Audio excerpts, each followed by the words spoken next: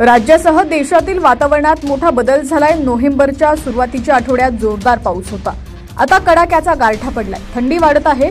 हेच नाही तर थंडीच्या लाटेचा मोठा इशारा नुकताच भारतीय हवामान विभागाने दिला। राज्यात पहाटे थंडी आणि दुपारच्या वेळी उकाळा जाणवतोय। हवामान खात्याच्या म्हणण्यानुसार 13 नोव्हेंबर रोजी केरळ आणि माहे इथं काही ठिकाणी मुसळधार पाऊस पडण्याची शक्यता आहे।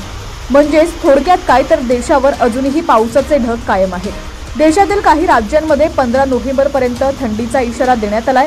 एकीकडे थंडी तर दुसरीकडे पाऊस पडताना दिसतोय।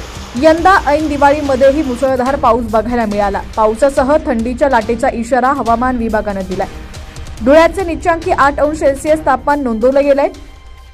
निफामध्येही पारा चांगलाच घसरलेला आहे, 9 अंशापर्यंत पारा गेलाय। मालेगाव, परभणी, नाशिक, जेऊर, यवतमाळ आणि गोंदियामध्ये 11 अंशाच्या खाली पारा गेलेला असून गारठा वाढलाय। पहाटे गारठा इतका जास्त वाढला होता की दव देखील पडत आहे। पुढील काही दिवसांमध्ये थंडी अधिक वाढण्याची शक्यता असून तसा इशाराही भारतीय हवामान विभागाने दिलेला आहे। हवामान खात्याच्या म्हणण्यानुसार 13 नोव्हेंबर रोजी केरळ आणि माहे इथं मुसळधार पाऊस पडण्याची शक्यता आहे, तर 17 आणि 18 नोव्हेंबर रोजी तामिळनाडू, आंध्र प्रदेश आणि रायलसीमा इथं बहुतांश ठिकाणी गडगडाटासह हलका ते मध्यम पाऊस पडेल। 13 नोव्हेंबर रोजी पश्चिम मध्य प्रदेश आणि छत्तीसगडच्या काही भागात थंडीपासून तीव्र थंडीची लाट येण्याची शक्यता आहे। 14 आणि 15 नोव्हेंबर रोजी थंडीची लाट येण्याची शक्यता आहे।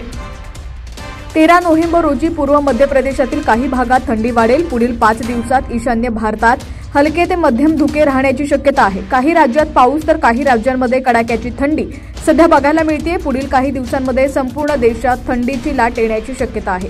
पुण्यातही गारठा वाढलेला आहे। मुंबईत थंड वाऱ्यासह गारठा जाणवू लागलेला आहे।